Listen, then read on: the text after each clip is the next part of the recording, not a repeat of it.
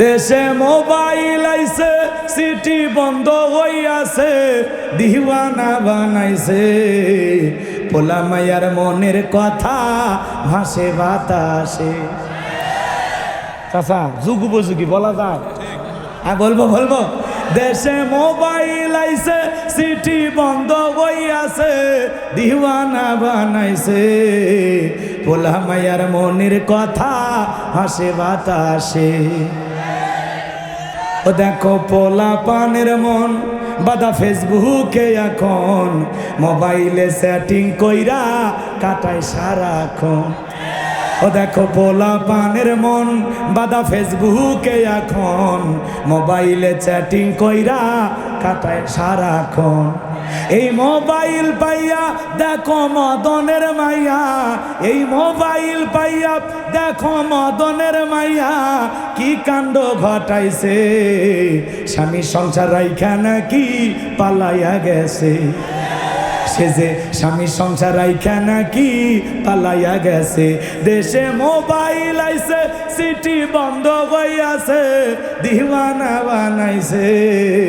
পোলা মাইয়ার মনের কথা হাসে বাতাসে।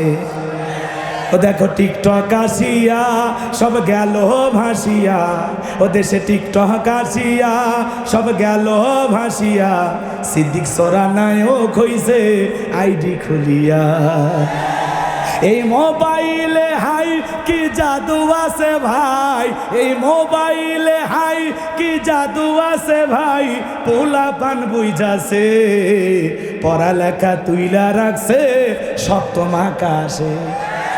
অটো পাস পড়ালেখা তুইলা রাখছে সপ্তম আকাশে। দেশে মোবাইল আইছে, সিটি বন্ধ হইয়াছে, দিওয়ানা বানাইছে। পোলা মাইয়ার মনের কথা হাসে বাতাসে। আবেগের ঠেলায় ফেসবুকে প্রেমিকার সাথে কিছু হলে বলে তুই একটা স্বার্থপর কান্না ঘিনি, এইভাবে শেখা দিবে আগে ভাবিনি। শেখা খাইয়া বেকা হইয়া গো। এরকম যুবক আছে না নাই? এর জন্য বিয়ের আগে কোনো অবৈধ প্রেম ভালোবাসা করা যাবে না। এটা জমায়ে রাখো। মা বাবা পছন্দ করে বিয়ে দেবে, বাস আলহামদুলিল্লাহ। বিয়ে করার পরে কবুল বলার পরে যত প্রেম সব জীবনের সহধর্মিণী প্রিয়তমা স্ত্রীর সাথে হবে।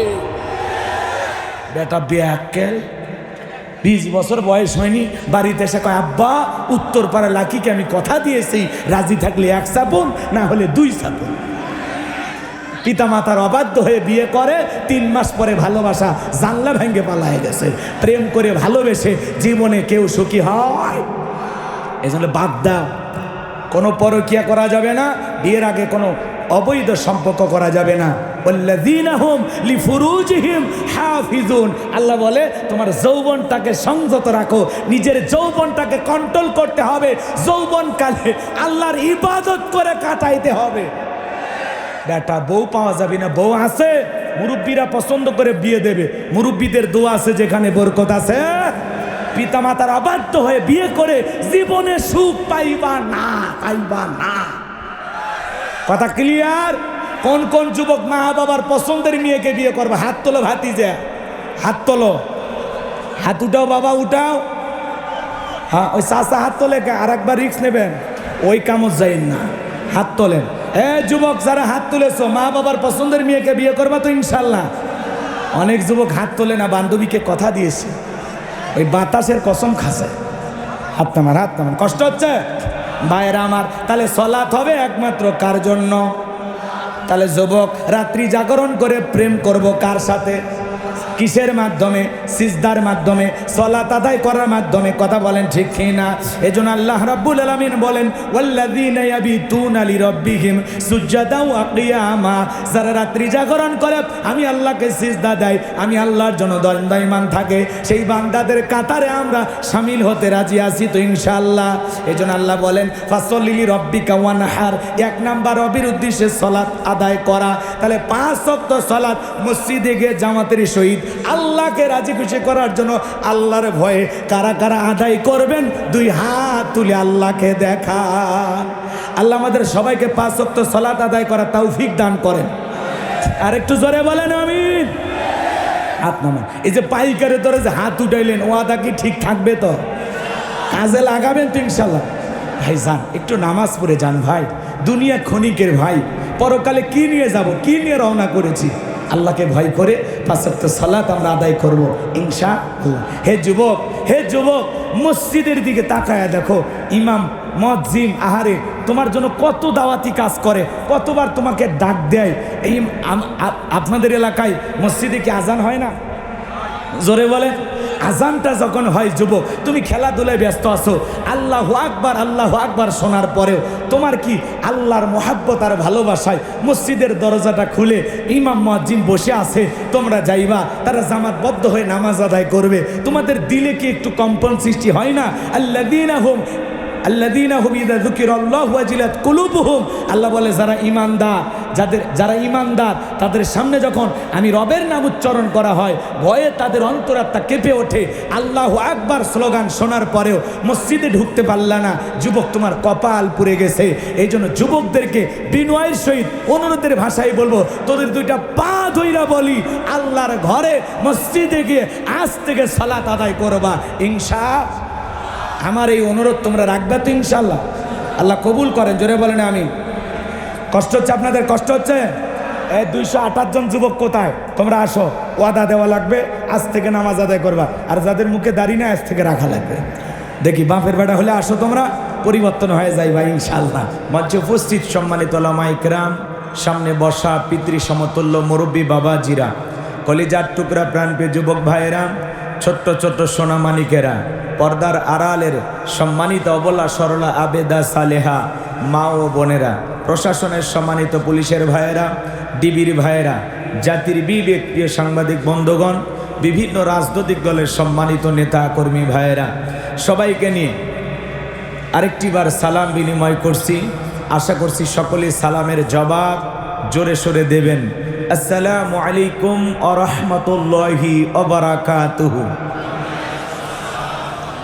আমরা সকলে শুকরিয়া আদায় করতেছি সেই মহান রবের দরবারে, যে আল্লাহ পাক সুবহানাহু ওয়া তাআলা অত্যন্ত দয়া করে, করুণা করে, মায়া করে, মহাব্বত করে, ভালোবেসে, পছন্দ করে এই প্রতিকূল আবহাওয়ার মধ্যেও কাদামাটিতে বসার জন্য অনেক ভাইরা জায়গাও পাচ্ছেন না, একেবারে রাস্তার উপরে দাঁড়িয়ে শুধুমাত্র কোরআনুল কারীমের আকর্ষণে, কোরআনের মহাব্বতে যারা এই জান্নাতের বাগানে বসেছেন, জবান ছেড়ে সেই মহান রবের দরবারে সিজদাবনত চিত্তে কালিমাতু শুকুর আদায় করে পড়ছি আলহামদুলিল্লাহ। হয় নাই কৃপণতা অলসতা দূর করে মুসলমান হিসাবে সিংহের মতো বাঘের মতো গর্জন দিয়ে আল্লাহর দেয়া জবান দ্বারা দুইটা ঠোঁট নাড়াইয়া শরীরের সবটুকু শক্তি উজাড় করে চিৎকার মেরে বলুন আলহামদুলিল্লাহ। পড়ুন রব্বানা লাকাল হামদ হামদান কাসীরান তাইয়িবান মুবারাকান ফীহ। লক্ষ কোটি দরুদ সালাম মানবতার শ্রেষ্ঠ বন্ধু বিশ্বনবী, বিশ্বনেতা, যে নবী আইয়ামে জাহিলিয়াতের যুগে আগমন করে অসভ্য মানুষগুলোকে সভ্য বানিয়েছেন, অভদ্র মানুষগুলোকে ভদ্র বানিয়েছেন, কোরআন নামের সংবিধান দিয়া, কোরআনের রাজ কায়েম কইরা, সোনালী যুগ উপহার দিয়া মদিনার পাক ভূমিতে শায়িত আছেন। সে রাসূলের প্রতি কলিজা ভরা মহাব্বত নিয়ে পড়ছি দরুদ সালাম।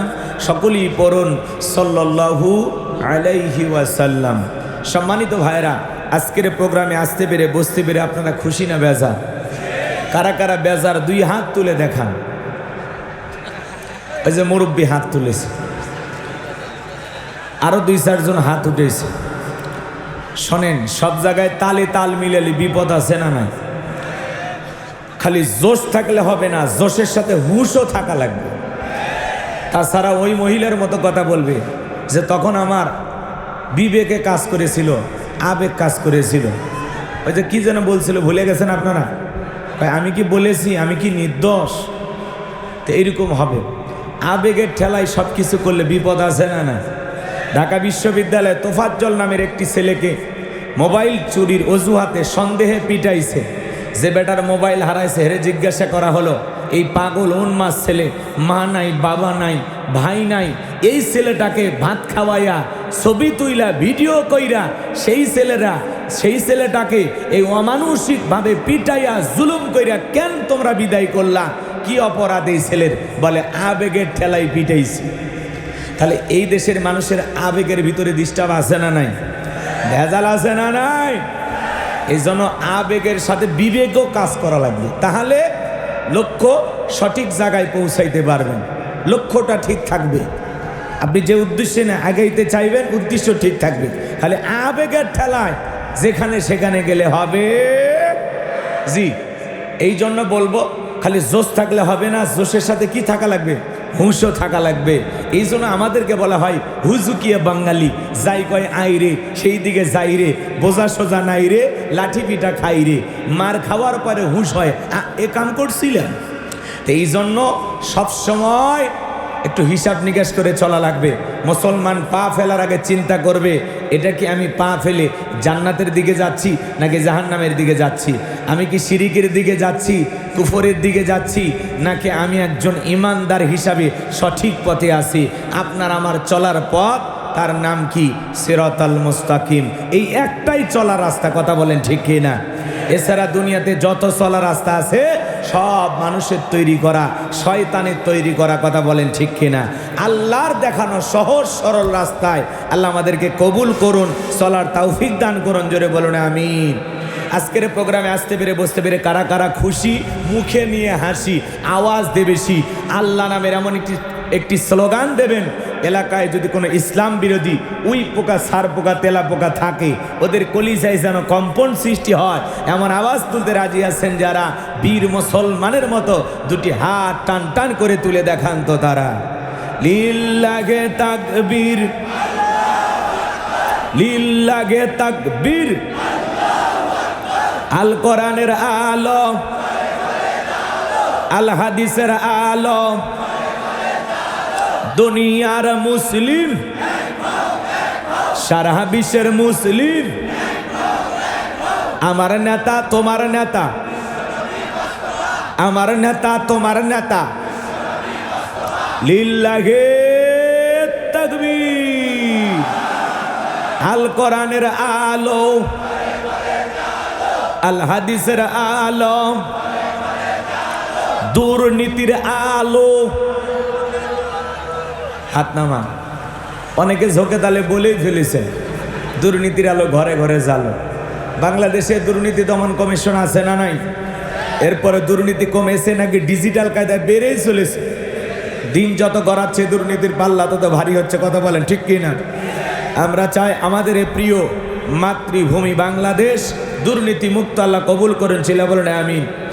আমরা চাই আমাদের বাংলাদেশ মাদক মুক্ত আল্লাহ কবুল করেন, ছিল বলেন আমিন। আমরা চাই আমাদের বাংলাদেশ যৌতুক মুক্ত আল্লাহ কবুল করেন, ছিল বলেন আমিন। সম্মানিত ভাইয়েরা আমার, ভূমিকায় লম্বা কথা নয়, সরাসরি মূল আলোচনায় প্রবেশ করতে চাই। আল্লাহর কোরআন থেকে কথা বলার নিয়তেই আপনাদের খেদমতে, আপনাদের সামনে আমি ছোট্ট একটি সূরা কোরআনুল কারীম থেকে তেলাওয়াত করেছি। কোরআনুল কারীমের সবচাইতে ছোট সূরা নাম কি বলেন তো? কাউসার। এই ছোট্ট একটি সূরা আপনাদের সামনে আমি তেলাওয়াত করেছি। মোট আয়াত আছে কয়টি? 3টি। বলেন কয়টি?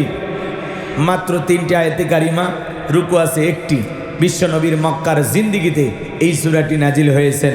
কোরআনুল কারীমের 108 নাম্বার সূরা। জোরে বলেন কত নাম্বার? 108। সূরার নাম কি বললাম? কাউসার। জোরে বলেন কি নাম? কাউসার। আরেকটু জোরে বলেন কি নাম? আরো জোরে। জোর হলো না, উঠেই যাবে। মাশাআল্লাহ, একটু অভ্যাস করে নেন, সামনে দিন আসতেছে, মিছিল করা লাগবে না। হ্যাঁ, মনের মধ্যে অনেক দিনের ক্ষোভ জমে আছে, এজন্য একটু শুরু করতে দেন, আমরা একটু অভ্যাস করে নেই। সামনে সেই দিন আসবে, মিছিল মিটিং করবেন না নাকি কর? এর আগে তো বলছেন নানান কথা, হুজুর দিনে হয়েছে রাতে হয়েছে, এখন প্রকাশ্যে হবে। এইবার দেখি তো আপনারা কোন জায়গায় সিলটা মারতে পারেন। আচ্ছা, কষ্ট হচ্ছে আপনারা? বিরক্ত হয়েছেন আমার কথা? তাহলে সূরার নাম কি বলেছি? কাউসার। জোরে বলেন কি না? মোট আয়াত 3টি, রুকু আছে 1টি। বিশ্বনবীর মক্কার জিন্দিগিতে এই সূরাটি নাজিল হয়েছেন। হিজরতের পূর্বে যেই সূরাগুলো নাজিল হয়েছে এই সূরাগুলোকে মাক্কি সূরা বলা হয়, আর হিজরতের পরে যেই সূরাগুলো নাজিল হয়েছে এই সূরাগুলোকে মাদানী সূরা বলা হয়। সম্মানিত ভাইয়েরা আমার, তাহলে কোরআনুল কারীমের 108 নম্বর সূরা, সূরাটির নাম কাউসার। অনেকেই ভাবতেছেন হুজুর সূরা কাউসার থেকে আলোচনা করবেন, এটা যদি বুঝতাম তাহলে আপনার মাহফিলে আসতাম না, এটা ভাবতেছেন? অনেকেই ভাবতেও পারেন, কিন্তু আপনারাই বলেন তো পরিচিত পথে পথ চলতে সহজ হয় না কঠিন হয়? একটু জোরে বলে। আমি করব ওয়াজ, আপনারা দেবেন আওয়াজ, জবাব দিবেন ঠিক ঠিক, আলোচনা হবে কমপ্লিট। শ্রোতাদের স্পিরিটে বারে, বক্তার হিট, আলোচনা হবে জায়গা মতো ফিট। হ্যাঁ, আপনাদের আওয়াজে বলে দিবেন নরম চলবে না গরম চলবে। ঘুমাইন না, একটু জায়গায় থাকেন। আর কত ঘুমাবেন, একটু জাগেন। জাগার দরকার আছে না নাই? পরিচিত পথে পথ চলতে সহজ না কঠিন? পরিচিত মানুষের সাথে কথা বলে ভালো লাগে না খারাপ লাগে? পরিচিত পথে পথ চলতে যেমন সহজ হয়, পরিচিত মানুষের সাথে কথা বলে যেমন ভালো লাগে, বক্তা যদি কোনো পরিচিত আয়াত বা সূরাত থেকে আলোচনা করে সেই জিনিসটা জানার পরে, শোনার পরে আরও বেশি ভালো লাগে। কারণ যেই জিনিস যত বেশি জানবেন তাতে চর্চা কমে না বাড়ে? জোরে বলেন, চর্চা কমে না বাড়ে? পিছনে কথা বললেন না, পিছনে কেউ কথা বললেন না। আমি যা বলতে বলি তাই বলেন, কানা ঘোষা কইরেন না, এদিক ওদিক তাকাইন না। যা চিন্তা ভাবনা আছে 1.5-2 ঘন্টা পরে চুপচাপ শোনেন। পিছনে একটু কথা বললে আমার আবার আলোচনা এলোমেলো হয়ে যায়। হ্যাঁ, আমি যাইতে চাইবো একদিকে, এটা চলে যাবো আর একদিকে। এই জন্য মেহরবানি করে পিছন থেকে কেউ আওয়াজ দেন না। ভয় পাওয়ার কোনো কারণ নাই, দেশ এখন স্বাধীন, নাকি বলেন? আর ভয় আছে? আচ্ছা, কেউ আবার বাধা দেওয়ার চিন্তা করেন না, কারণ আগে যা হয়েছে হয়েছে। এখন একটু পরিবর্তন হয়ে যান, মানুষের বাক স্বাধীনতা ফিরে আসুক। কথা বলেন ঠিক কিনা? বলতে দেন, মানা না মানা সেটা পরেকার হিসাব। বলতে দেন, বলতেই যদি মাইক কেড়ে নেন, বাধা দেন, এক বলা যাবে না, ও বলা যাবে না, তাহলে তো মাথা গরম হয়ে যাবে। তখন আবার ওয়াজ করতে যায় মানুষজন বলবে যে না আগেই ভালো ছিল। তো এই জন্য এই স্লোগান দেওয়ার সুযোগ নাই। আমরা ভালো থাকতে চাই, ভালো থেকে দেখাইতে চাই। আমরা যে পরিবর্তন হয়ে নতুন বাংলাদেশ গড়তে চাই, সেই পরিচয় আমাদের দেওয়ার দরকার আছে না? না, তাহলে আর কোনোদিন কোরআনের মাহফিলে বাধা দেওয়া যাবে? কোরআনের মাহফিলের অনুমতি নেওয়ার জন্য থানায় যাওয়া লাগবে? এই পরিবেশ যেন আর কোনো নেতা বাংলাদেশে কায়েম না করতে পারে। কথা বলেন ঠিক কি না? আল্লাহ সেই দিন আমাদের ভাগ্যে দান করেন। একটু জোরে বলেন আমিন। ভূমিকা আর কোনো কথা বাড়াবো না, ডাইরেক্ট আল্লাহর কোরআন থেকে কথা বলবো। বলেন তো এই কোরআনের মধ্যে কোনো ভেজাল আছে? কোনো মিথ্যা আছে? থাকবে কি করে? কিতাবটি নাজিল করেছেন কে? সে আল্লাহ রাব্বুল আলামিন বলেন, যালিকাল কিতাবু লা রাইবা ফীহি। আল্লাহ রাব্বুল আলামিন বলেন, এটি এমন একটি কিতাব যেই কিতাবের মধ্যে কোনো সন্দেহ নাই, কোনো সংশয় নাই, কোনো মিথ্যা নাই, কোনো ধোঁকা নাই। There is no doubt. বলুন আল্লাহু আকবার। হুদাল লিল মুত্তাকিন, মুত্তাকি বান্দাদের জন্য গাইডলাইন হিসাবে, পথ প্রদর্শক হিসাবে আসমান থেকে কিতাবটি নাজিল করেছেন কে? সেই কিতাব থেকে কথা বলবো। আপনাদের কারো কোনো সমস্যা আছে? তাহলে সূরার নাম কি বলেছি? কাউসার। জবান ছেড়ে সবাই একটু মহাব্বতে আমার সাথে তেলাওয়াত করুন। আউযু বিল্লাহি মিনাশ শাইতানির রাজিম। বিসমিল্লাহির রাহমানির রহিম। বিতাড়িত মোর্দাত শয়তানের কাছ থেকে আল্লাহ পাকের কাছে আশ্রয় প্রার্থনা চাচ্ছি। পরম করুণাময় অসীম দয়ালু আল্লাহ তাআলার নামে শুরু করছি। সবাই আমার সাথে আরেকটি বার তেলাওয়াত করুন। ইন্না আ'তাইনাকাল কাউসার ফাসাল্লি লিরাব্বিকা ওয়ানহার ইন্না শানিয়া কাহুয়াল আবতার। আল্লাহু আকবার। যে কোনো আয়াত বা সূরার তাফসীর করতে হলে কোন প্রেক্ষাপটে, কোন সময় আল্লাহ তাআলা তার হাবিবের ওপরে সেই সূরাটি নাজিল করেছেন, সে নাজিলের প্রেক্ষাপট জানা দরকার আছে না না? আরবিতে বলা হয় শানি নজুল। যদি শানি নজুল আলোচনা করা হয় তাহলে তাফসির বুঝতে সহজ হয়, বলেন আল্লাহু আকবার। তাহলে সূরা কাউসার কোন প্রেক্ষাপটে কোন সময় রসুলের উপরে নাজিল হয়েছে, সেই নাজিলের প্রেক্ষাপটকে একটু তুলে ধরবো, কষ্ট হবে না তো ইনশাআল্লাহ? সম্মানিত ভাইয়েরা আমার, বিশ্বনবীর প্রিয় সাহাবী হযরত আনাস রাদিয়াল্লাহু তাআলা আনহু বলেন, আমরা রসুলের চারপাশ দিয়ে বসা, আমি তাকায় দেখি নবীজির মনটা ভীষণ খারাপ, মুখটা মলিন, চোখের কোনা দিয়ে অশ্রু ঝরতেছে। কিছুটা সময় অতিবাহিত হয়ে যাওয়ার পরে আমি তাকায় দেখি আমার নবীজি মুস্কি মুস্কি হাসতেছেন। বলুন সুবহানাল্লাহ। আমার নবীজি কেন কাঁদেন, কেন হাসেন, এর পেছনে রহস্য আছে না নাই? বিশ্বনবীর মনটা কেন খারাপ, মুখটা কেন মলিন, চোখের কোনা দিয়ে কেন অশ্রু ঝরে? কারণ হলো নবীজির কলিজার টুকরা ছেলে সন্তানগুলো জন্মগ্রহণ করে, আর একে একে ছেলে সন্তানগুলো মারা যায়। তাকের মারা যায়, আবুল কাসেম মারা যায়, ইব্রাহিম মারা যায়, ছেলে সন্তানগুলো জন্ম নেয়। কিছুদিন জীবিত থাকার পরে তারা মারা যায়। বলেন তো বাবা হিসাবে নবীর মনেও কষ্ট লাগে কি না? এই জন্য নবীজির মনটা খারাপ। একটাও ছেলে সন্তান জীবিত থাকে না, জন্ম নেয়, কিছুদিন পরে মারা যায়। নবীজির মনটা ভীষণ খারাপ। নবীজির কাছের চাচা নাম হলো আবু লাহাব, ডেকে বলে, ভাতিজা, তোমার বংশে বাতি জ্বালানোর কেউ থাকলো না, তুমি একটা লেজ কাটা, তুমি একটা নির্বংশ, জোরে কর নাউজুবিল্লাহ। একে তো নবীজির সন্তান হারানোর কষ্ট, আবার আপন মানুষেরা এসে সমালোচনা করে, ঠাট্টা বিদ্রুপ করে, ভাতিজা একটা ছেলেও জীবিত থাকলো না, তুমি তো একটা লেজ কাটা, তুমি একটা নির্বংশ, তোমার বংশে বাতি জ্বালানোর আর কেউ থাকলো না। এই কথাগুলো বলে রসুল আকরাম সাল্লাল্লাহু আলাইহি সাল্লামের মনের কষ্ট বাড়ায়।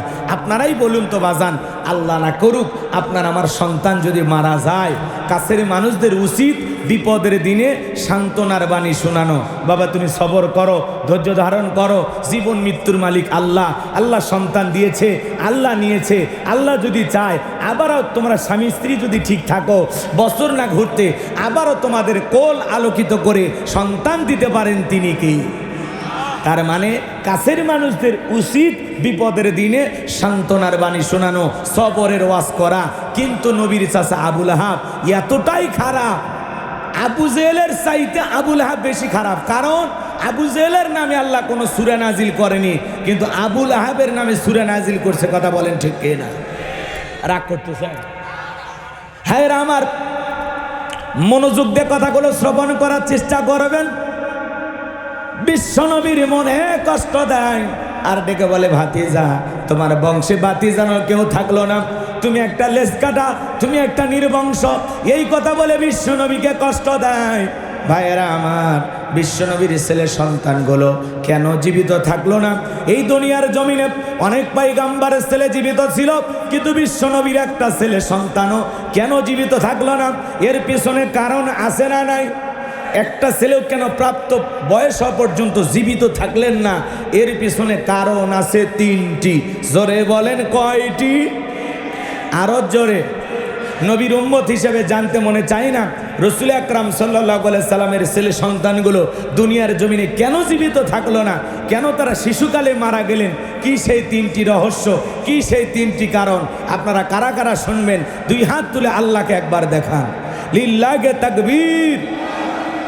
হাত নামান। কি সেই তিনটি কারণ যদি আমি বলি তাহলে 3 নম্বর আয়াতের আলোচনা শুরু করা লাগবে।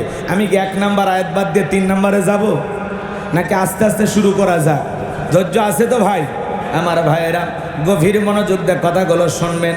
একদিকে সন্তান হারানোর ব্যথা, অন্যদিকে সাহাবায়ে ইকরাম যারা ইসলাম ধর্ম গ্রহণ করে, কাফের বেঈমানরা তাদের উপরে নির্যাতন জুলুমের স্টিম রোলার চালায়।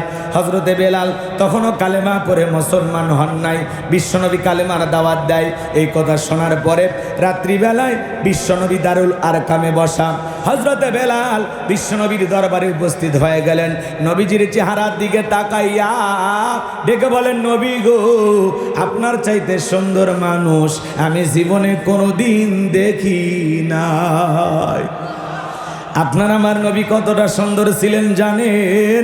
হযরতে জাবের রাদিয়াল্লাহু তাআলা আনহু বলেন, পূর্ণিমার রাত আমি রাসূলের বাড়িতে গিয়েছিলাম, সেদিন দেখেছিলাম চাঁদ উদয় হয়েছে দুইটা, একটা চাঁদ আসমানে আর একটা চাঁদ জমিনে। হযরতে জাবের রাদিয়াল্লাহু তাআলা আনহু বলেন, আমি একবার আকাশের পূর্ণিমার চাঁদের দিকে তাকাই আর একবার বিশ্বনবীর চেহারার দিকে তাকাই। হযরতে জাবের বলেন, ওই আকাশের পূর্ণিমার চাঁদের চাইতেও আমার নবীকে আমার কাছে বেশি সুন্দর মনে হয়। আপনার আমার প্রিয় নবী কতটা সুন্দর মানুষ জানেন? আম্মা জান আয়েশা ডেকে বলেন, যারা ইউসুফ নবীর চেহারার দিকে তাকাইয়া ফল কাটতে গিয়ে আঙ্গুল কেটে ফেলে দিয়েছিল, ওরা যদি বিশ্ব নবীর চেহারার দিকে তাকাইতো, শুধুমাত্র আঙ্গুল নয়, আঙ্গুল কাটতে কাটতে হাত কাটতে কাটতে কখন যে নিজের কলিজা কেটে দুফাক করে দিত, মুহূর্তের জন্য টের পাইত না। আপনার আমার নবী এতটাই সুন্দর। আম্মা জান আয়েশা ডেকে বলেন, ও দুনিয়ার মানুষ, তোমাদের একটা সূর্য আছে, আমি আয়েশারও একটা সূর্য আছে। তোমাদের সূর্য উদয় হয় দিনের বেলায়, আর আমি আর আয়েশার সূর্য উদয় হয় রাতের বেলায়। আম্মা জান আয়েশা একদিন রাত্রিবেলায় সেলাইয়ের কাজ করতেছিলেন, হাত থেকে সুইটা পড়ে গেল, বাতিতে কোনো তেল ছিল না, বাতি জ্বালাইতে পারলেন না, অপেক্ষায় বৈশা থাকলেন। বিশ্বনবী যখন এশার সালাত আদায় করার পরে ঘরের ভিতরে প্রবেশ করলেন, নবীজি ঘরের ভিতরে প্রবেশ করে সর্বপ্রথম আম্মা জান আয়েশাকে সালাম দিলেন। নবীজি ঘরে ঢুকে স্ত্রীকে কি দিলেন? আপনার আমার ঘরে কি সালামের আমল হয়? কথা কয় না? ঘরে ঢুকে স্ত্রীকে সালাম দেওয়ার দরকার আছে না নাই? জোরে বলেন, দরকার আছে না নাই? বাড়িতে যা সালাম দিবেন, আসসালামু আলাইকুম রহিমা, কেমন আছো সোনা? ঘরের দরজাটা খোলো না, আমি তোমার লিটনের বাপ, তোমার দিওয়ানা। বউ খুশি হয়ে দরজা খুলে দেবে। কথা বলেন ঠিক কে না? এ তো আমাদের ব্যবহার তো এত ভালো না। রাগান্বিত হয়ে দরজায় চিৎকার মেরে ডাক দেয়, এ রুবেলের মামে দরজা খোল, বেশি দেরি হলে দরজা ভাঙ্গে ফেলে দিয়া তোর পিঠের ওপর আজ কি যে হবি রে। ভিতর থেকে বউ বলে, এটা স্বামী না সেকেন্ড আজরাইল।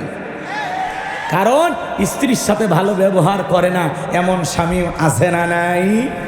পাশের বাড়ির ভাবিকে দেখলে মুখ দিয়ে সালাম উতলে বের হয়, আসসালামু আলাইকুম ভাবি, শরীর কেমন? কথা কয় না কেন? আপনাদের এলাকায় অবশ্য এরকম নাই, রাজশাহীর মানুষ ভালো। এটা ভারতের ওয়াজ হচ্ছে। কষ্ট মনের মধ্যে নেবেন না বাজান গো আমার। সালাম আছে যেখানে, শান্তি আছে সেখানে। অনেক বড় বড় ঝামেলা একটা সালামের মাধ্যমে সমাধান হয়ে যায়। কি আপনারা গালি দিতেছে? আপনি সালাম দেন। কথা কয় না কেন? কি দেবেন? কেউ গালি দেয়, বকা দেয়, ফাহিশা কথা বলে, আপনি মুমিন, আপনার দায়িত্ব তাকে সালাম দিয়ে ওখান থেকে সরে আসা। পাল্টা বিতর্ক করার কোনো সুযোগ। কথা বলতে গেলে অনেক বলা যায়, এদিক সেদিক করবো না, আগে বলেছি। এই জন্য বিবিকে সালাম দিবেন। পারবেন তো ইনশাআল্লাহ? জোরে বলেন, পারবেন তো ইনশাআল্লাহ? আজকে সমাজের মধ্যে অনেক জায়গায় সকালে বিয়ে হয়, সন্ধ্যায় তালাক। কথা কন নাকি আপনারা? দাম্পত্য জীবনে সুখ শান্তি উঠে গেছে, সংসার জীবনে অশান্তির বেড়া জালে।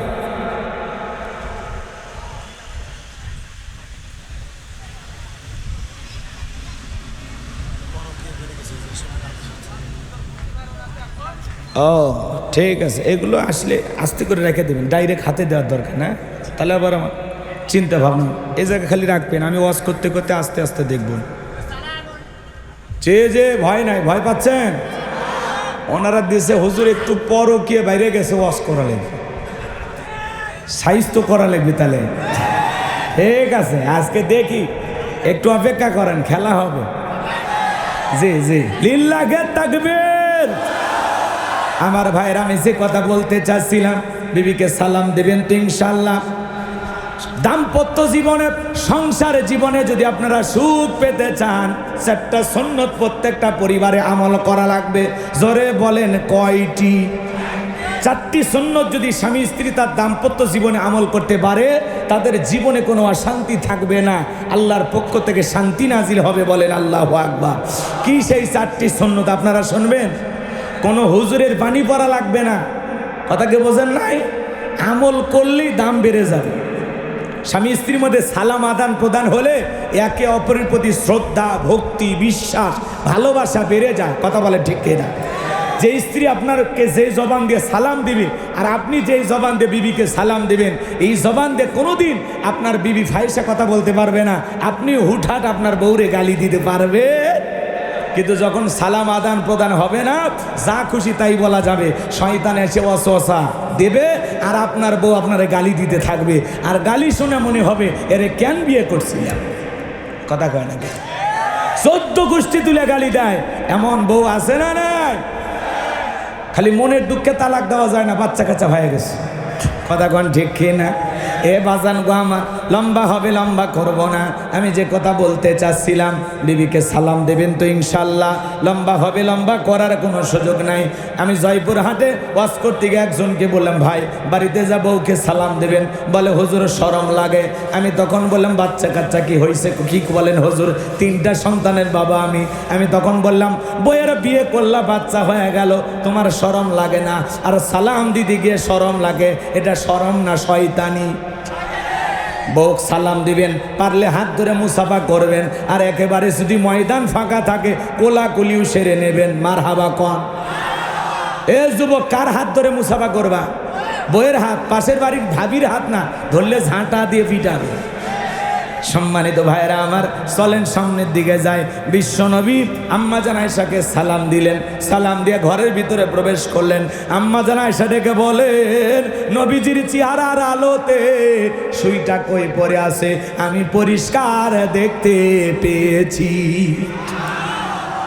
আপনার আমার নবীর সম্মান মর্যাদা কত, কেমন নবীর উম্মত আপনি আমি, কেমন দামি নবী পাইছি, কেমন মহামানব আপনার আমার নবী। যেই নবী 63 বছরের জিন্দিগিতে একটি মিথ্যা কথা বলেননি, এমন বিশ্ব রেকর্ড পৃথিবীর আর কোন নেতার আছে? সেই নবীকে নেতা মানতে গিয়ে আপনার আমার সমস্যা আছে। তাহলে আমার নেতা, তোমার নেতা। লাকাদ কানা লাকুম ফি রাসূলিল্লাহি উসওয়াতুন হাসানাহ।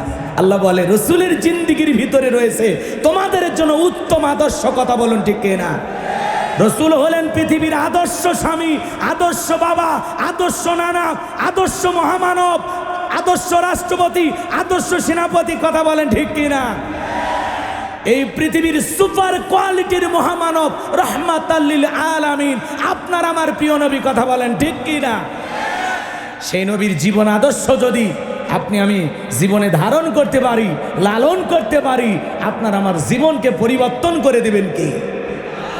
যে সমাজে নারীর কোনো দাম ছিল না, মর্যাদা ছিল না, গর্তে পুঁতে রাখতো, সেই নারীকে গর্ত থেকে তুলে মেয়ের মর্যাদা দিলেন, স্ত্রীর মর্যাদা দিলেন, মায়ের মর্যাদা দিলেন। মুহাম্মদ রাসূলুল্লাহ সাল্লাল্লাহু আলাইহি ওয়াসাল্লাম, আখিরি পয়গম্বরের আখিরি উম্মত আপনি আমি। কথা বলেন ঠিক কি না? নবী যেমন দামি, এই উম্মতের দামটাও তেমন বেশি। আল্লাহু আকবার বলেন। এই জন্য আল্লাহ বলেন, কুনতুম খায়রা উম্মাতিন উখরিজাত লিন-নাস তা'মুরুনা বিল মা'রুফ ওয়া তানহাউনা আনিল মুনকার। তোমাদেরকে উত্তম জাতি হিসেবে বানাইছি। কি বানাইছে? কথা বলেন। আল্লাহ তাআলা আপনার আমার মর্যাদা বাড়িয়ে দিয়েছেন। ওয়ালাকাদ কাররামনা বানি আদম, আপনার আমার সম্মান মর্যাদা বাড়িয়ে দিয়েছেন কে? আল্লাহ বলে, তোমাদেরকে উত্তম জাতি বানাইলাম, ভিআইপি বানাইলাম, মর্যাদার আসনে বসাইলাম, সৃষ্টির সেরা আশরাফুল মাখলুকাত বানাইলাম। তোমাদের দায়িত্ব কি? সৎ কাজের আদেশ দাও, অসৎ কাজ থেকে মানুষকে বিরত রাখো। কিন্তু আমরা কি আমাদের দায়িত্ব পালন করি? দায়িত্ব সঠিকভাবে পালন করলে সমাজে অশান্তি থাকবে। চলেন সামনের দিকে যাই। আলোচনার প্রেক্ষাপটে অনেক কথা বলবো, মজা পাবেন ইনশাআল্লাহ। খালি শুনবেন না, আমলও করার দরকার আছে না নাই? ওটা বাসা করা যাবে না। 12:30 পর্যন্ত ধৈর্য আছে তো? কারা কারা 12:30 পর্যন্ত থাকবেন না? হাত তোলেন। থাকবেন না? সারা রাত না, ঘন্টাখানিক সময় আমারে দেবেন। 12:30 পর্যন্ত কারা কারা থাকবেন? 2 হাত তুলে শুধু একবার বলেন ইনশাআল্লাহ। আরেকবার জোরে বলেন ইনশাআল্লাহ, আরো একবার বলেন ইনশাআল্লাহ। হাত নামান। এই যে ওয়াদা দিলেন, ওয়াদা ভঙ্গ করা কিসের লক্ষণ? মুনাফিকের লক্ষণ। ওয়াজ রাজশাহীর মানুষ ভালোই শোনে, ভালোই জানে, কথা বলেন না কেন? আপনারা চমৎকার ভাষায় কথা বলেন, আপনাদের ভাষা শুনে খুব ভালো লাগে। এই জন্য আশা করি আমাকে একটু 1 ঘন্টা সময় দিয়ে আমরা চাই সবাই মিলে এই দেশের জন্য দোয়া করে আমরা বাড়িতে যাব একটু শুরু করতে দেন। কষ্ট হচ্ছে? 2-1জন ওটা বসা করতেছেন, আমি দেখতেছি, কিছু বলতেছি না। ওই যে এক মুরব্বী চাচা উঠতেছে, মুরব্বী, হ্যাঁ ওটা বসা করেন না। চাচারে মনে হয় চাচি মিস কল দিছে। ওই যে দেখেন, চাচা জুতে রাইখে যান, পরে এসে নিয়ে যান। আচ্ছা, এদিক খেয়াল করেন। সম্মানিত ভাইয়েরা আমার, বিশ্বনবী কেমন মহামানব, যে নবী জমিনে পথ চললে আসমানের মেঘ এসে ছায়া প্রদান করত, যেই নবীর চেহারার ওপরে মশা মাছি পড়া হারাম। নবীর সম্মান মর্যাদা আমরা বুঝি না। এক জায়গায় বয়ান করতে গিয়ে বললাম, ভাই বলেন তো আমাদের নবীর নাম কি? একজন বলতে আছে আব্দুল কাদের জেলানি। পীর সাহেবের নাম মুখস্থ আছে, কিন্তু কপাল পোড়া রসুলের নামটা মনে রাখতে পারে নাই, এমন মানুষ আছে না? না, যেই নবীর চেহারার দিকে তাকাইলে ক্ষুধা নিবারণ হয়ে যায়, যেই বিশ্ব নবী আসমানের চাঁদের দিকে ইশারা করলে চাঁদ 2 টুকরো হয়ে যায়, জমিনে পা তুললে মাওলা পাকের আরশে আজিমে পৌঁছে যায়, যেই ছাগলের স্তনে দুধ নাই, আল্লাহর হাবিবের হাতটা লেগে গেলে ওই ছাগলের স্তনের দুধ মাটি পর্যন্ত ঠেকে যায়, যেই খাবার 2-3 জন মানুষকে শেষ হয়ে যাবে, এমন খাবারে আল্লাহ রসুলের হাত মোবারক লেগে গেলে শত শত মানুষ খাবার খেয়ে যেমন খাবার তেমনি থাকে। বলুন সুবহানাল্লাহ। সেই নবীর কাছে বেলাল কথা মনে আছে না নাই? ডেকে বলেন, নবী গো, আপনার চাইতে সুন্দর মানুষ আমি জীবনে কোনোদিন দেখি নাই। বলেন তো এই পৃথিবীর সব চাইতে সুন্দর মানুষটির নাম কি? এতে সন্দেহ আছে নাকি আপনাদের? তাহলে বলতে কষ্ট হচ্ছে? এই পৃথিবীর সব চাইতে সুন্দর মানুষটির নাম মুহাম্মদ রাসূলুল্লাহ সাল্লাল্লাহু আলাইহি ওয়াসাল্লাম।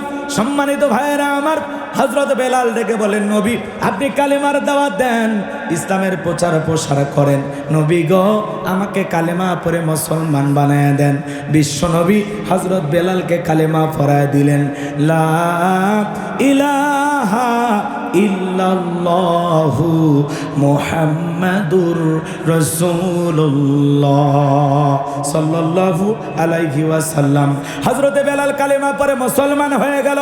আমার নবী ডেকে বলে, বেলাল এখন ইসলামের অবস্থা ভালো না, কালেমা পড়েছো আপাতত প্রকাশ করা যাবে না। হযরত বেলাল ডেকে বলে, নবী গো আমার জীবনের কোনো দাম নাই। আমার মনিব উমাইয়া ডেকে বলে, আমি একবার বলেছিলাম উটদুম্বা ছাগল পেশাব পায়খানা করে দেয়, এই ঘরে থাকতে আমার বড় কষ্ট হয়। উমাইয়া ডেকে বলে, বেলাল উটদুম্বা ছাগলের দাম আমার কাছে আছে, কিন্তু তোর মতো কালো হাফসি বেলালের দাম আমার কাছে নাই। জোরে কর নাউজুবিল্লাহ। ও নবী আপনি শুধু দোয়া করেন মৃত্যু পর্যন্ত যেন আমি কালেমার পথে টিকে থাকতে পারি। বলেন আল্লাহু আকবার।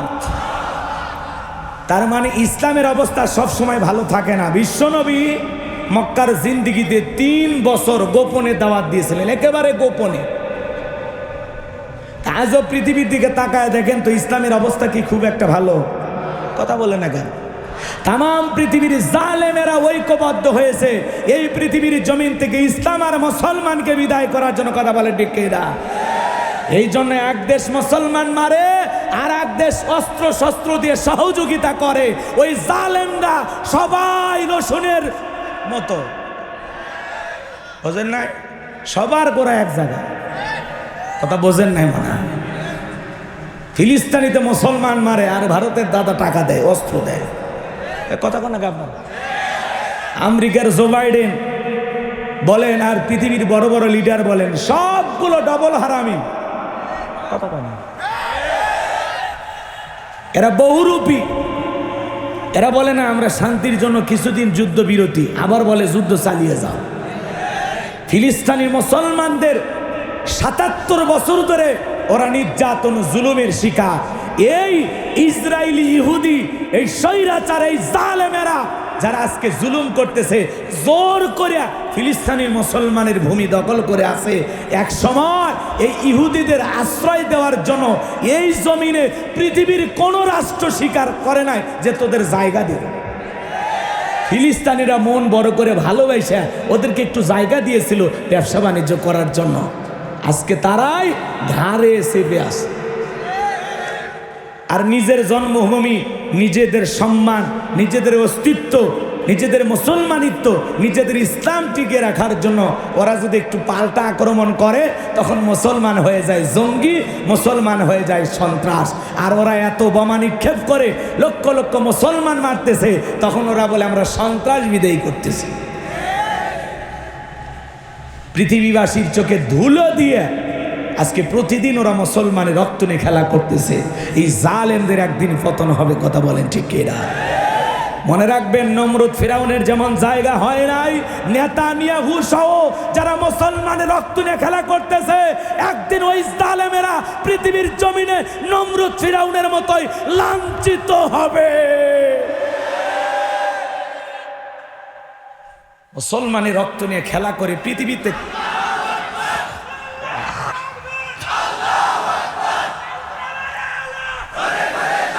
সম্মানিত ভাইরা আমার, এই জন্য তাম পৃথিবীতে মুসলমানের রক্ত নিয়ে খেলা করে। কোন জায়গায় মুসলমানকে গরুর গোস্ত খাওয়ার কারণে মারে, এমন দেশ আমাদের পাশে আছে না নাই? কাশ্মীরে মুসলমান মারে, ফিলিস্তিনিতে মুসলমান মারে।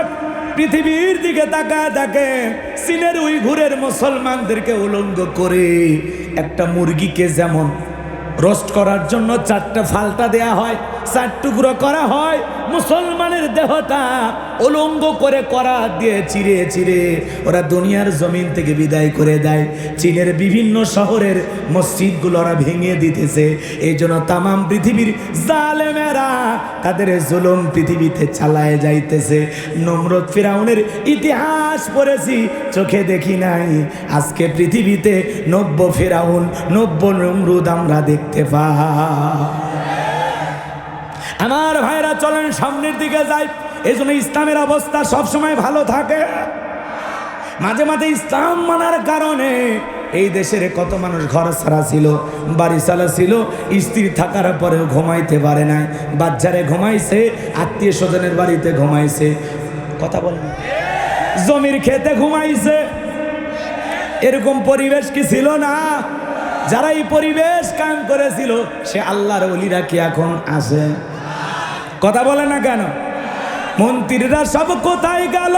কোথায় কাদের কাকা? ওদের সারা দেশটা বড় লাগে ফাঁকা ফাঁকা। না থাক, বলবো না, কষ্ট। মন্ত্রীরা সব কোথায় গেল? কোথায় কাদের কাকা? ওদের সারা দেশটা বড় লাগে ফাঁকা ফাঁকা। আইন মন্ত্রী আটকে গেল আইনেরই ফাঁকে, দাড়ি সারা দরবেশটারে ভণ্ড ভণ্ড লাগে। কি কায়দায় বুড়ো বয়সে দাড়ি কেটে স্কুলে কলম দিয়ে ফালাইতেছে। তাহলে এই দাড়ি কি আল্লাহর জন্য ছিল? রসুলের মহাব্বতে ছিল? সব দুনিয়াদারির জন্য ছিল। আইনমন্ত্রীকে ধরেছে কোস্টগার্ডের ভাইয়েরা, তখন আইনমন্ত্রী বলতেছে আমারে একা ধরছো, ওই যে দরবেশ বসেছে। কয়টা দরবেশ? দাড়ি কই? কেটে ফেলে দিছে। মুসলিম এদিকে খেয়াল করেন, ইমানদার মুসলমানের পরিচয় একজন ভাই বিপদে পড়লে আর একজন ভাই সাহায্য করে। আর এরা কি কয়, আমি একাই জেলে যাব, তোরেও নিয়ে যাব। এই জন্য এরা যে কত বড় মুসলমান এদের দেখে এখন বোঝা যায়। কথা কোন ঠিক ঠিক না? কোথায় গেল হযরত বালা শামীম ওসমান? কোথায় গেল সংসদেতে মমতাজের গান? এগুলো আছে। কালামানি আল্লামা সাইদি হুজুরের ফাঁসি রায় দিয়েছিল। জনগণ আর কি আউট করছে? এ তো সবই জানেন আপনারা। কলার পাতায় ঘুমাইছে, টক শোতে আইসা এক মহিলাকে রাজাকারের বাচ্চা বলতো। কি গরম টক শোতে আইসা বুড়ো বয়সে কলার পাতায় ঘুমায়। এই জন্য ভাইরা আমার, এরা দাড়ি পছন্দ করতো না, সেই মানিকের মুখে এখন দাড়ি। সেই স্বরাষ্ট্রমন্ত্রীর মুখে এখন ভারতে এক পার্কে বসে আছে, তার মুখে কি সুন্দর সাদা দাড়ি, মনে হয় দেওবন্দের কোনো মুফতি সাহেব। কথা কি বুঝতে পারছেন? রাগ করতেছেন বুঝি? বলবো আর বলবো? আচ্ছা, আরো আছে আছে পরে পরে। লিল্লাহে তাকবীর। বাজান গো আমার, গভীর মনোযোগ দিয়ে কথাগুলো শ্রবণ করে যান। আমি যে কথা বলতে চাচ্ছিলাম, হযরতে বেলাল কালেমা পড়ে ঈমান গ্রহণ করে চলে গেল। বাজান গো আমার, সকালবেলা হয়ে গেছে, সূর্য উদয় হয়ে গেছে, হযরত বেলাল দরজা খোলে না। এইবার উমাইয়ার কাছে অন্য চাকর যারা আছে এরা নালিশ নিয়ে চলে গেল, যা বলে নেতা এখন পর্যন্ত বেলাল দরজা খোলে নাই, উর্দুম্বা ছাগলের পেশাব পায়খানা পরিষ্কার করে নাই, তাই নাকি বলে হ্যাঁ চলো যাই। এইবার দরজায় ডাক দেয়, বেলাল দরজা খোলো। হযরত বেলাল দরজা খোলে না, জোরে করে ধাক্কা মারছে, দরজা খুইলা গেছে। এইবার উমাইয়া তাকায় দেখে যেই রাত্রিতে হযরত বেলাল কালেমা পড়ে মুসলমান হয়েছে, ওই রাত্রিতে একটা উর্দুম্বা ছাগলের কাছে কোনো পেশাব পায়খানা নাই। জোরে বলেন মারহাবা। এইবারও মায়েটাকে বলে, চাকরের দল, বেলালের বিরুদ্ধে মিথ্যা অভিযোগ দাও। তোমরা যখন ঘুমাচ্ছিলে বেলাল তখন ময়লা আবর্জনা পরিষ্কার করেছে, তাকায় দেখো না একটা উর্দুম্বা ছাগলের কাছে কোনো পেশাব পায়খানা নাই। এই কথা বলে ওদেরকে তাড়িয়ে দিয়া এক পা দুপা করে বেলালের কাছে চলে গেলেন। হযরতে বেলাল মাথাটা নিচু করে দেয়ালে পিঠটা লাগাইয়া জিব্বা নাড়ায়া জিকিরি করে কার? এইবার হযরত বেলালের কাছে যায়া হালকা করে ধাক্কা মারছে, যখন জবান দিয়ে কালেমার আওয়াজ বের হয়েছে, তখন উমাইয়া ডেকে বলে, বেলাল তোর জবান দিয়ে কি শুনলাম, তুমি কি কালেমা পড়ে মুসলমান হয়েছো? হযরত বেলাল ডেকে বলে, মুসলমান হয় যারা মিথ্যা কথা বলতে পারে না তারা। অকুলু কৌলাং সাদিদা, মুসলমানেরা হবে সত্যবাদী, সব সময় সত্য কথা বলতে হবে। কিন্তু আমাদের সমাজে এমনও মানুষ আছে মিথ্যা কথা না বলে পেটের ভাত হজম হয় না। সমাজে এত বড় বড় মিথ্যাবাদী, মিথ্যা বলতে বলতে চেহারাটা বেঁকা হয়ে গেছে, এক পা কবরে ঢুকে গেছে। এত মিথ্যা কথা বলে, শয়তান পর্যন্ত বলে আমিও এত খারাপ না। রে মিথ্যাবাদী, হেলিকপ্টার দিয়ে আমরা পানি দিয়েছিলাম, এ কথা বল দিছিল পানি না? জি জি বুঝে নেওয়া লাগে, সব বলবো। ওরে খোলাখুলি একটা আছে, যাক সাহস আছে না। ওদের কিছু দোষর এখনো আছে, আগে আগাছা সাফ হোক তারপরে আরো বলবো না। এখন তো বোঝেন না, যারা রাষ্ট্র পরিচালনা করতেছেন এদেরকে নিয়ে বিভিন্ন মানুষ টল করতেছে যে এরা কি পারবে, এরা কি হবে না হবে। এই জন্য আমরা বলতেছি যত দ্রুত নির্বাচন দেওয়া যায় ততই ভালো। কথা কর না কেন? কারণ এই 17 জন 20 জন 30 জন দিয়ে তো একটা দেশ চলবে না, লোক লাগবে ভাই। কথা বলেন না কেন?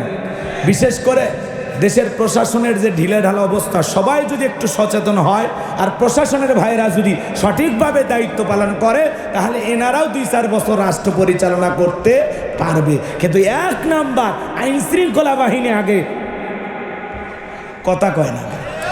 জি, এটা আসল দরকার, বোঝেননি? ওইটাতে তো টিকে ছিল, তাহলে ওইটাতে টিকে থাকা যায়, এটা বুঝেছি তো আমরা। তো তাহলে লাখ লাখ পুলিশ নিয়োগ দেন, যত লাগে দেন। কথা কয় না কেন? দরকার আছে, দরকার আছে। পুলিশ কি, পুলিশ জনতার বন্ধু। পুলিশ ভাইয়েরা আমার রাত জায়গায় জায়গায় ডিউটি করে, আপনি তো ঘুমান, আর পুলিশ ভাইয়েরা রাস্তাঘাটে ডিউটি করে। আমরা দেখি তো বহু প্রশাসনের ভাইদের সাথে আমাদের দেখা হয় রাস্তাঘাটে। এই জন্য পুলিশ ভাইয়েরা যদি একটু মনে করেন সচেতন ভূমিকা পালন করে, তাদেরকে আমরা যদি সঠিকভাবে কাজে লাগাইতে পারি, কিন্তু প্রশাসনের ভাইদেরকে কখনো আর দানবের মতো ব্যবহার করা যাবে। তাদেরকে আমরা ভালো মানুষ হিসেবে দেখতে চাই, এই জনতা দেখতে চায়। কথা বলে ঠিক কি না? আর পুলিশ ভাইরা আসলেই ভালো। কি করবেন, ওপরের চাপ, বিভিন্ন কিছু কারণে 2-4 জন এগুলো করেছে, তবে অনেকে গা বাঁচিয়ে চলার চেষ্টা করেছে। আজকে বিজিবির একজন প্রধান সে বক্তব্য দিয়েছে যে আমাদেরকে বলার পরে আমরা কৌশল করে চলেছিলাম। মারহাবা কম। এরা ছিল কথা কয় না, সেনাবাহিনীর ভাইয়েরাও আমাদের এই আন্দোলনে যথেষ্ট ভূমিকা পালন করেছেন, এই জন্য আপনারা এত বড় বিজয় পেয়েছেন। কথা বলে ঠিক কিনা? সকলের দায়িত্ব পালন করেছে। অনেক পুলিশ ভাইয়েরা লাইভে এসে কান্না করেছে, অনেক পুলিশ ভাইয়েরা হাত ধরে আমাদের হাত ধরে কান্নাকাটি করেছেন। হুজুর কি করবেন হুজুর, আমরা নিরুপায় ছিলাম। কথা কি বুঝতে পারছেন? এই জন্য তাদের উপরে আমাদের কোনো রাগ ক্ষোভ অভিমান রাখার কোনো সুযোগ, তাদেরকে ভালোবেসে বুকে টেনে আবার সঠিকভাবে দায়িত্ব বুঝে দিতে হবে। কথা বলেন ঠিক কিনা? হ্যাঁ, সম্মানিত ভাইয়েরা আমার, চলেন সামনের দিকে যায়। যে কথা বলতে চাচ্ছিলাম, মুসলমানেরা কখনো মিথ্যাবাদী হতে পারে? জোরে বলেন পারে? হযরত বেলাল দেখে বলে, গতকাল রাত্রিতে বিশ্ব নবীর হাতে হাত রেখে আমি কালেমা পড়ে মুসলমান হয়েছি। উমাইয়া দেখে বলে, বেলাল এখনো সময় আছে, বাপ দাদার ধর্মে ফিরে আসো, ইসলাম ধর্ম ত্যাগ করো, প্রয়োজন যদি হয় উটদুম্বা ছাগলের মালিক বানায় দেব, থাকার জন্য ভালো ঘরের ব্যবস্থা করে দেব। হযরত বেলাল ডেকে বলে, ওমাইয়া দুনিয়ার কোনো সম্পদের বিনিময়ে বেলাল তার ঈমান বিক্রি করবে না। এইবার ওমাইয়া ডেকে বলে, বেলাল আমার কথা না শুনলাম বড় নেতা আবু জেলকে খবর দেব। হযরতে বেলাল ডেকে বলে, কোন বড় নেতা ছোট নেতা এখন কাউকে আর গোনার টাইম নাই। আমি দুনিয়ার আবু জেলকে ভয় করি না, আমি ভয় করি আমার আল্লাহকে। এইবার দৌড়ে চলে গেল আবু জেলের বাড়িতে, যা বলে, নেতা সর্বনাশ হয়ে গেছে, আমার বাড়ির কৃতদাস বেলাল কালেমা পড়ে মুসলমান হয়েছে। তাই নাকি? বলে, হ্যাঁ ঠিক আছে তুমি যাও, বাকিটা আমি দেখতেছি। আবু জেলের একটা বিশেষ বাহিনী ছিল যাদের কাজই হলো মুসলমানদের উপর নির্যাতন জুলুমের স্টিম রোলার চালানো। আজও পৃথিবীতে জালেমদের বিশেষ বাহিনী আছে যাদের কাজই হলো দাড়িওয়ালা টুপিওয়ালা আলেম ওলামাদের উপর, ইসলামপন্থী মুসলমানদের উপর নির্যাতন জুলুম চালানো। ভালো করে বোঝার চেষ্টা করবেন। আবু জেলের তার বিশেষ বাহিনী নিয়ে ওমাইয়ার বাড়িতে হাজির হইয়া ডেকে বলে, বেলাল এই দিগায় এসব কি শুনছে, এসব কি শুনতেছি রে বেলাল, তুমি নাকি কালেমা পড়ে মুসলমান হয়েছো? হযরত বেলাল ডেকে বলে, হ্যাঁ যা শুনেছেন সত্যি। এইবার আবু জেল ডেকে বলে, বেলাল আমি তোরে পার্সোনাল ভাবে মহাব্বত করি, তোমার উপরে অনেক ভালোবাসা আমার। বেলাল রে, উটদুম্বা ছাগলের মালিক যদি হতে চাও বানায় দেব, ব্যবসা বাণিজ্য যদি করতে চাও দিরহাম টাকা পয়সা যা লাগে ব্যবসা করার জন্য পুঁজি দিয়ে দেব। বেলাল তুমি যদি চাও ভালো ঘর বাড়ির ব্যবস্থা করে দেব, তুমি যদি চাও জায়গা সম্পদ তোমারে দিয়ে দেব। একটাই মাত্র দাবি, আব্দুল্লাহর বেটা মুহাম্মদ সাল্লাল্লাহু আলাইহি সাল্লামের ধর্ম ত্যাগ করে আবারও বাপ দাদা ধর্মে ফিরে আসতে হবে। হযরত বেলাল ডেকে বলে, আবু জেল রে, দুনিয়ার কোনো পার্থিব সম্পদের বিনিময়ে বেলাল তার ঈমান বিক্রি করবে না। তুমি দুনিয়ার সব সম্পদ দিতে পারো, দুনিয়ার সব সম্পদ ছাড়তে রাজি, কিন্তু বিশ্ব নবীর কালেমা ছাড়তে রাজি না। এর নাম হলো ঈমানের পাওয়ার। আল্লাহু আকবার বলেন। বিলালের মতো যারা খাঁটি ইমানদার, এরা টাকার কাছে বিক্রি হবে না। আর এক প্যাকেট বিরিয়ানি খায়া বলে, আপা আপনি কনফার্ম জান্নাতি। এক প্যাকেট বিরিয়ানি, কথা কর না কে? আমাদের সমাজের কিছু হুজুর আছে, টাকা সেই দিকে ফতুয়া সেই দিকে, হালালকে হারাম বানায় আর হারামকে হালাল বানায়া দেয়। রাগ করেন না, তালাকের মাসালাটা অনেক কঠিন, আমি বিস্তারিত বলতেছি না, এমনি উদাহরণ দেওয়ার জন্য কথাটা বলতেছি, ভুলভাল বুঝবেন না। অনেকে রাগ করে তো বউ তালাক দেয় না, কি কম? তারপরে মাথা ঠান্ডা হয়ে যায়, বলে হুজুর তখন মাথা গরম ছিল, কি যে করি। মাথা গরম করে 7 দিন যা জঙ্গলে থাকো, মাথা গরম হয়েছে, বেটা ভিসা লাগায় বিদেশে চলে যায়, তালাক দেওয়া লাগবে কেন? কথা কয় না কেন? পরে বউ বাচ্চা পাওয়ার আশায় হুজুরের হাত ধরে কান্দে। হুজুর বলে, আসলে এটা তো সুযোগ না। পরে 5-10 হাজার টাকা যখন হুজুরের হাতে দেয়, তখন বলে, আসলে হয় না তো একসাথে, না না একটু সমস্যা আছে, আর একবার তওবা করে নেওয়া যায়। কথা কয় না কেন? কি তাল গোল বানাইয়া এরকম করে না? তার মানে টাকা যেই দিকে ফতুয়া সেই দিকে, হালালও বোঝে না হারামও বোঝে না, এরকমও মানুষ আছে না? না, এক শ্রেণীর মানুষ আছে টাকার বান্ডিলের কাছে বিক্রি হয়ে যায়। কথা বলেন ঠিক কিনা? টাকার কাছে ইমান আমল সব বিক্রি করে, টাকার কাছে ইমান আমল বিক্রি করে বাতিলের পা চাটা গোলাম হয়। আল্লাহর গোলাম না হয়ে টাকার গোলাম হয়, আল্লাহর গোলাম না হয়ে বাতিলের পা চাটে। ইসলামের পথে থাকো, হকের পথে থাকো, আল্লাহ তোরে কোন জায়গায় নিয়ে যাবে টের পাবি না। কথা বলেন ঠিক কিনা? দালালি সার বেটা, ভালো হয়ে যা। ঠিক আছে তো? বিরক্ত হইতেছেন? দালাল হওয়া যাবে না ভাইরা আমার। লম্বা হবে, লম্বা করব না। আবু জেল ডেকে বলে, বেলাল রে, সোজা আঙ্গুলে ঘিউ না উঠলে আঙ্গুলে একটু বাঁকা করা লাগবে। যুবকদের লিলিয়ে দিল, চাবুক দিয়ে পিটাও। হযরত বেলালকে চাবুক দিয়ে পিটাইতে লাগলো। এরা যত জোরে চাবুক মারে, বেলাল তত জোরে জবান দিয়ে জিকির করে। কার? মারে বাবারে লাগতেছে, সাইরা দেয়, এগুলো বলে না। এরা যত জোরে মারে, বেলাল তত জোরে মালিকের জিকির করে। চাবুক দিয়ে পিটাইতে পিঠটা ফেটে রক্ত বের হতে লাগলো। আবু জেল ডেকে বলে, বেলাল, মারতে মারতে পিঠটা ফেটে রক্ত ঝরতেছে, এরপরেও কি বিশ্ব নবীর কালেমা ছাড়বি না? হযরত বেলাল দেখে বলে, আবু জেল রে, মারতে মারতে যদি মেরেও ফেলে দাও, জীবনটা দিতে রাজি, কিন্তু নবীজির কালেমা ছাড়তে রাজি না। এইবার আবু জেল ডেকে বলে, যুবকেরা দল, পায়ের রশি লাগাইয়া উঠের পায়ের সাথে বেঁধে বেলালকে এই মরুভূমির উত্তপ্ত গরম বালিতে শেষরাই নিয়ে ঘোরা গেল। আরবের উত্তপ্ত গরম বালিগুলো এতটা গরম, চাল দিলে মরি হয়ে যাবে, এত গরম বালি। সেই গরম বালিতে শেষরাই নিয়ে ঘোরা গেল। বাবলা গাছের কাঁটাগুলো জিব্বার ভিতরে পেরেকের মতো মারা হলো। এত নির্যাতন জুলুম বেলালের উপরে করা হলো। ইসলামের প্রথম মুয়াজ্জিন বেলাল এত নির্যাতন জুলুম করার পরে বিকেল বেলা আবু জেল ডেকে বলে, বেলাল, চাবুক দিয়ে পিটাইলাম, পায়ের রশি লাগাইয়া মরুভূমির উত্তপ্ত গরম বালিতে শেষরাইয়া নিয়ে ঘুরলাম, এত নির্যাতন জুলুম তোর উপরে করা হলো রে বেলাল, এরপরেও কি আব্দুল্লাহর বেটা মুহাম্মদ সাল্লাল্লাহু আলাইহি সাল্লামের ধর্ম ত্যাগ করবি না? হযরত বেলাল দেখে বলে, আবু জেল রে, মারতে মারতে যদি মেরেও ফেলে দাও, জীবনটা দিতে রাজি, কিন্তু বিশ্ব নবীর কালেমা ছাড়তে রাজি নাই। এইবার আবু জেল ডেকে বলে, একটা রুমের ভিতরে বেলালকে বন্দি করো, বিশাল বড় একটা পাথর নিয়ে আসো। যুবকেরা বিশাল বড় একটা পাথর নিয়ে আসা হযরত বেলালের বুকের উপরে চাপায় দিয়া আবু জেল সাঙ্গপাঙ্গ কেডার মাস্তান তাদেরকে নিয়ে চলে গেল। আর আবু জেল মনে মনে ভাবলো, পাথরের চাপার আঘাতে বেলাল মারা যাবে। হযরত বেলালের বুকের উপরে পাথর, এরপরেও জিব্বা নাড়ায় জিকির করে খা। হাদিস শরীফের ভিতরে আসছে, বাজান গো আমার, যেই জিহ্বাটা আল্লাহর জিকিরে ভিজা থাকে, ওই জিহ্বাওয়ালা মানুষ কোনোদিন জাহান্নামের আগুনে জ্বলবে না। এই জবান দিয়ে জিকির করবো খা। জিকির করার জন্য আলাদা টাইম লাগে না। দোকানদারি করতেছেন, জিকির করেন, সুবহানাল্লাহ, আলহামদুলিল্লাহ, আল্লাহু আকবার, লা ইলাহা ইল্লাল্লাহ, লা ইলাহা ইল্লাল্লাহু মুহাম্মাদুর রাসূলুল্লাহ সাল্লাল্লাহু আলাইহি ওয়াসাল্লাম। রিকশা চালান, জিকির করেন। ধানের খেতে কাজ করতেছেন, জিকির করেন। রসুন পেঁয়াজের খেতে কাজ করতেছেন, জিকির করেন। হে যুবক, রাস্তা দিয়ে হেঁটে যাচ্ছ, আল্লাহর জিকির করো। আজেবাজে গান শোনা জীবন যৌবন নষ্ট করো না রে যুবক।